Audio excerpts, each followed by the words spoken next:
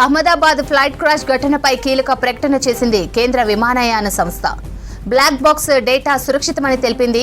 Black box నుంచి డేటాను విశ్లేషిస్తున్నామని ప్రకటన రిలీజ్ చేసింది.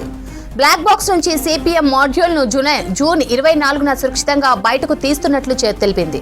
సివిఆర్, ఎఫ్డిఆర్ డేటాను అనలైజ్ చేస్తున్నామని చెప్పింది. వీలైనంత త్వరలో ప్రమాదానికి గల కారణాలను గుర్తించామని చెప్పుకొచ్చింది కేంద్ర విమానయాన సంస్థ. అహ్మదాబాద్ ఫ్లైట్ క్రాష్ ఘటనపై కీలక ప్రకటన చేసింది కేంద్ర విమానయాన సంస్థ. బ్లాక్ బాక్స్ డేటా సురక్షితమని తెలిపింది. బ్లాక్ బాక్స్ నుంచి డేటాను విశ్లేషిస్తున్నామని ప్రకటన రిలీజ్ చేసింది. బ్లాక్ బాక్స్ నుంచి సిపిఎం మాడ్యూల్ను జూన్ 24న సురక్షితంగా బయటకు తీసినట్లు తెలిపింది. సివిఆర్, ఎఫ్డిఆర్ డేటాను అనలైజ్ చేస్తున్నామని తెలిపింది. వీలైనంత త్వరలో ప్రమాదానికి గల కారణాలను గుర్తిస్తామని చెప్పింది కేంద్ర విమానయాన శాఖ.